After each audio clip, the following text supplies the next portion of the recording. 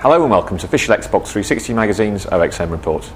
This week we're talking to Irrational Games Supremo Ken Levine about his new game and Gamescom showstopper, Bioshock Infinite. The purpose of the demo, to be very specific, is to highlight what was different from previous Bioshock games in this game. I would say this is not, if you took any 10 minutes spliced out of the game, this is not necessarily what it feels like. I think it's more action-oriented than the game will actually be. You don't see any really much indoor spaces, and the game will be a mixture of traditional Bioshock sort of indoorsy spaces and these big expansive outdoor spaces.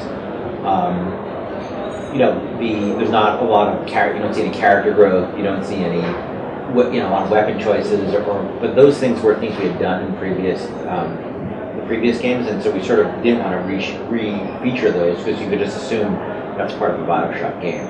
It was really important to us in this game to deliver on the promise of being a city in the sky in a way that we couldn't deliver on the promise of being a city at the bottom of the sea. And that means, for instance, the tech we have where all the buildings are sort of actually floating in the sky, could actually fall out of the sky. The fact that the kind of support we have for lighting and graphics to make the weather change. Elizabeth changed the weather. You'll see weather stuff that we haven't shown you yet, which has a huge impact on the gameplay. The notion of speed and vertigo you can get on the skylines, zipping around. All these elements are really important. But our model is very much a experimental model. You try things and see if they work, and if they don't work,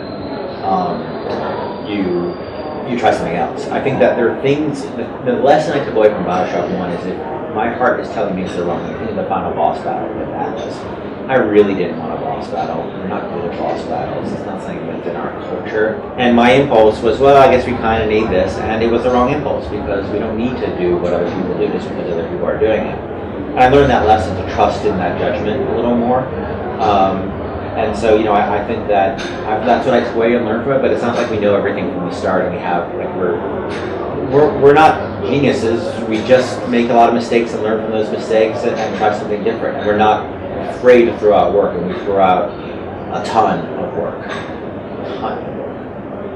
I think it's safe to say that we like making detailed worlds, obviously. And I think you saw the demo. There's people, I think the first time they see it, they're like, whoa, what did I just see? There's so much going on in it and so much detail. And I think when the demo in particular, the gameplay demo, when they see the video of it, there are layers within layers. There are some layers there that you don't even notice the first time, maybe not the second time, maybe the third time, little things going on that are going to raise a lot of questions. We need to bring mystery back to this franchise.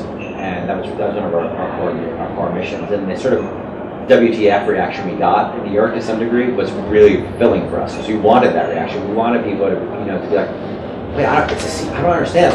What? It's a sequel, but it's not Rapture, and because that mystery, that confusion, even that meta confusion that in the franchise is when people first saw Bioshock, they didn't quite know what they were seeing, and that was really important to people enjoying that experience.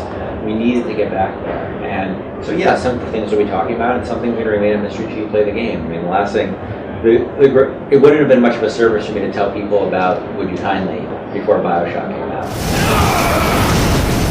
That's what I love. The game we sold over 4 million units of the first one for a game about a failed underwater objectivist utopia.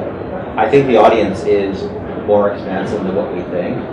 I think there's opportunities in the audience, and mostly it's about communicating how you communicate the same game differently to different people. There's a way we're thinking about how we communicate to the press and the hardcore gamer and the kind of detail we can go into.